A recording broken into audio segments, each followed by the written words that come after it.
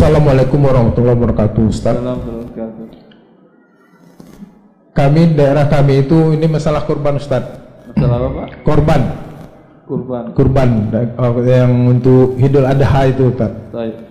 Ya, jadi dipungut dari jemaah 2.100.000 dengan harga sapi yang dibelikan 14.500.000. Jadi sisanya cuman 200.000. Itulah yang untuk biaya-biaya dan lain-lainnya. Jadi dengan 14.500.000 ini sapi yang dibeli 9 ekor. Berarti si jemaah yang ikut atau masyarakat yang ikut berkorban adalah 63. Satu ekor sapi kan 7 orang, Ustaz.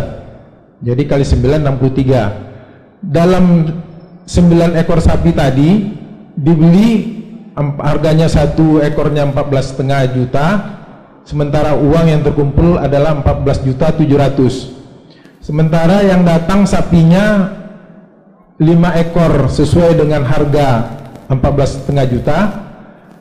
Yang 4 ekor sapinya kecil-kecil. Jadi dikomplain sama panitia, kenapa yang ini kecil sementara harganya yang mau ditagih sama. Jadi si penjual sapi memberi dengan sesuai dengan harganya, dijadikan menjadi 13,5. Ada sisa 1 juta. Tapi yang untuk 4 ekor sapi. Kalau 4 ekor sapi ini dikali dengan 7 orang satu sapinya, berarti 28 orang. Jadi bagaimana untuk menyelesaikan selisih dari uang yang 4 juta ini, Ustadz?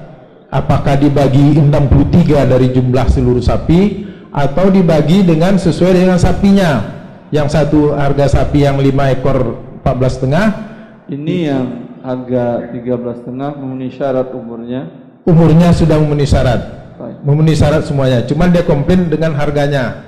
Nah, jadi sisa 4 juta. 4 juta ini apakah dibagi ke 27 orang atau bagaimana? Apakah dia bisa tinggal rencana? dikatakan Ya. siapa yang mau sapi yang penuh, sapi yang bagus. Ya kan itu sudah dikasih nomor juga, Ustadz. Nomor sapinya tadi, nomor 1, 2, 3, 4. Orang-orangnya jelas. Orang-orangnya jelas. Ini pas harganya. Pas harganya di situ. Lebih 200.000. Iya. Yang satu lagi ini yang 4 ekor tentu kelebihan uangnya 1.200.000. Nah, jadi apakah pembagian sisanya dari uang itu dibagi ke 63 atau dibagi dengan 28 orang saja, atau bisa dimasukkan ke biaya operasional untuk tahun depannya? Tidak ada biaya operasional tahun depannya, uang orangnya sih. Ya itu ya. Apakah ini harus dibicarakan dulu sama jemaahnya? Bukan bicarakan jemaah, dari awal sudah salah. Oh gitu. Iya. Anda DKM masjid fungsinya apa? Menjual sapi ke jamaah atau membantu mencarikan sapi atau apa? Membantu mencarikan sapinya, ya, Ustaz. Tapi sapinya nggak tahu. Udah tahu. Kalau sudah tahu dari awal sudah tahu ini milik si fulan harga sekian. Iya. Ini milik si fulan harga sekian. Iya. Berarti yang berlebih tadi dikembalikan kepada si fulan yang sudah tahu namanya. Iya. Tapi begini, Ustaz, datangnya itu kan malam-malam, Ustaz. Siapa yang nyuruh datang malam-malam? Enggak, yang malam-malam biasanya maling, bukan enggak, sapi. Sapi itu diantar, Ustaz. Sapi itu diantar. Jadi bukannya ini ya, tahu-tahu kok ada yang 4 ekor kecil-kecil. Nah, ini dikomplain lah langsung. Dari awal salahnya DKM Anda. Harusnya yang dikatakan ini ada foto sapinya. Mari kita lihat nanti.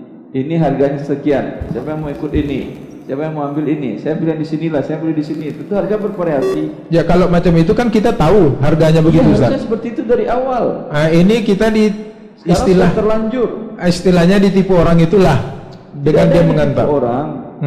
Cuman ini bukan kerjaan DKM. Iya.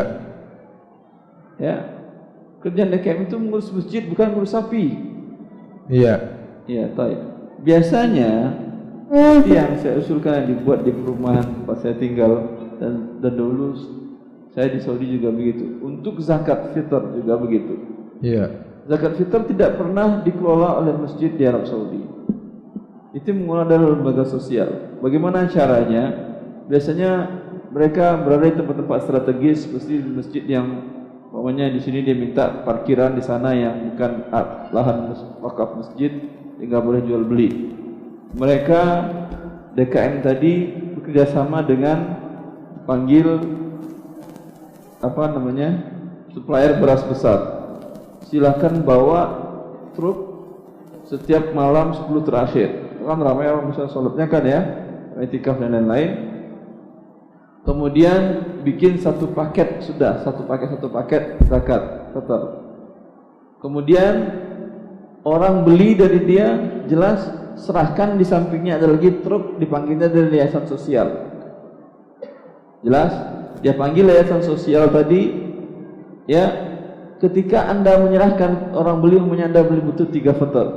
Beli 3 fitr di sini, 3 packingan beras 3 fitr, kemudian serahkan ke truknya di sini. Ketika serahkan, mereka minta fee 2 real per fitr untuk biaya operasional pendistribusian. Profesional enggak kerjanya? Maka saya usulkan di waktu itu di masjid di tempat saya tinggal, saya katakan kepada mereka, ya, buat seperti itu untuk masalah fitrah, masalah kurban. Undang para pemasok sapi atau kambing, berikan mereka tempat, ya.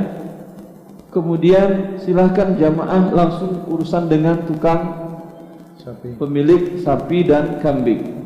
Minta perjanjikan kepada si supplier kambing dan sapi tadi, setiap terjual masjid dapat sekian persen. Buat masjid, bukan untuk DKM. Paham? Hak masjid enggak sebetulnya. Profesional enggak kerjanya? Profesional, orang beli langsung. Mau bertujuh dia, mau sendiri dia, sapi sendiri atau kambing sendiri, bisa dia lihatnya langsung. Sehingga tidak terjadi penipuan seperti tadi. Jelas ke depan rubah, jangan seperti itu lagi. Jadi yang sisanya itu milik yang 28 orang, Ustaz. Itu aja. Sekarang tidak jelas. Siapa mau ngambil yang harga yang 14, siapa yang mau ngambil 13? Beritahukanlah siapa yang mengambil 14, namanya saya. Udah, berarti kamu enggak dapat kembaliannya. Dan sapi yang kamu kurbankan nilainya bagus. Itu berbeda dari sisi Allah Subhanahu wa taala. Sapi yang diambil dengan harga yang bagus dengan harga yang asal-asalan. Iya atau tidak? Saya bilang umpamanya saya yang udah terpenuhi kuotanya, tinggal lagi ini untuk dibagiin kepada yang ambil harga yang murah, ya udah kembaliin buat dia. Kan di DKM. Ya ini karena sudah tahu-tahunya kan punya sisa tadi itu setelah pembubaran panitia. Tanyakan sebelum dilakukan, tanyakan. Hukumnya ini sekarang sudah terlanjur, uang orang mau digunakan, kembalikan. Kumpulin mereka semuanya. Oh iya. Ini sering kasus terjadi. Saya diundang oleh beberapa masjid DKM tentang masalah kurban. Ya, sama. Mereka DKM ini beda lagi modelnya. Dia jual sapi. Kalau tadi kan Anda sebagai wakil dari si jamaah. Kalau dia enggak, statusnya jual sapi. Dia datang ke kota Malang, itu banyak sapi bagus katanya mereka dengan harga yang tidak tahu, di foto-foto oleh mereka ditaruhnya harga. Saya mau beli santai. Mereka menanyakan seperti itu. Nanti ketika sudah mereka bawa sapi itu kemari, mereka menanyakan, gimana nih Ustaz? Anda berbuat riba? Hah? Kaget, kami DKM kok buat riba Ustaz? Iya. Sapi di Malang sudah Anda beli atau belum? Belum Ustaz. Berarti Anda menjual barang yang tidak Anda miliki. Rasulullah mengharamkan, la tabi' ma laysa indak. Jangan kau jual barang yang belum kau miliki, cuma di fotonya kemudian dijualnya. Padahal itu sapi orang. Nah, terus gimana Ustaz? Minta Anda jadi wakil dari jemaah, atau seperti yang saya katakan tadi, suruh orang Malang itu buka counter atau buka gerai di tempat Anda, gerai sapi. Jelas? Minta fee, Anda enggak perlu repot ngurusin sapi, mati pun dia nanggung, bukan Anda. Mau enggak kira-kira mamanya pemasok sapi? ada pasar bagus, harga bagus, siapa yang nggak mau? Allah barik. Cukup Bapak. Ya, terima kasih Ustaz. Allah. Assalamualaikum warahmatullahi wabarakatuh. Ada lagi yang menanyakan juga jemaah masjidnya. Ustaz, ada sebuah dekat masjid untuk modal beli hewan kambing tadi mereka pakai infak masjid. Anda jualan pakai infak masjid. Orang berinfak gunanya bukan untuk beli kambing. Infak buat operasional masjid. Bila rugi Anda, apakah Anda ganti uang infak tadi? Wallahu a'lam Ustaz. Nanti orang yang telah berinfak kemudian rugi bisnisnya oleh Anda uangnya, maka diminta dari kiamat. Bayar oleh Anda pakai pahala sendiri. Karena digunakan untuk beli kambing dan mati kambingnya. Tidak mungkin para pengurus itu akan bayar dengan uang pribadinya. Mau bisnis pengen kaya tapi menggunakan uang yang tidak halal.